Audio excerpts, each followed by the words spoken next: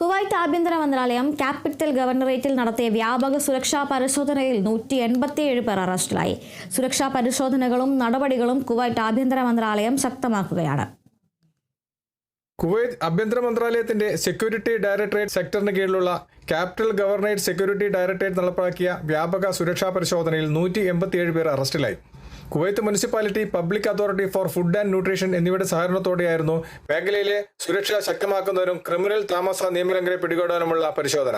Criminal കേസുകൾ, ഇഖാമ, തൊഴിൽ നിയമലംഘനങ്ങൾ, ജോലിസ്ഥലത്ത് നിന്ന് ഒളിച്ചോടിയ കേസുകൾ, മറ്റ് കുറ്റകൃത്യങ്ങൾ എന്നിവ ഉൾപ്പെട്ട 187 പേരെയാണ് അറസ്റ്റ് ചെയ്തത്. ജുഡീഷ്യൽ കസ്റ്റഡി ഉത്തരവുള്ള 23 പേരെ കസ്റ്റഡിയിലെടുത്തു.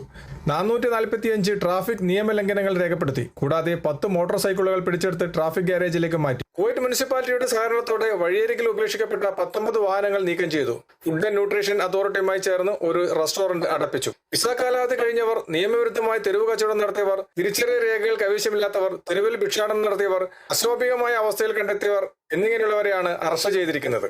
നിയമലംഘകർക്കെതിരെ ആവശ്യമായ ഭരണപരമായ നടപടികൾ പൂർത്തിയാക്കിയ ശേഷം ബന്ധപ്പെട്ട അധികാരികൾക്ക് കൈമാറിയതായി ആഭ്യന്തര മന്ത്രാലയം അറിയിച്ചു. വരും ദിവസങ്ങളിൽ പരിശോധന തുടരുമെന്നും അധികൃതർ വ്യക്തമാക്കി. കുവൈത്തിൽ നിന്നും കേരള വിഷന് വേണ്ടി IV സുനേഷ് വെങ്ങര.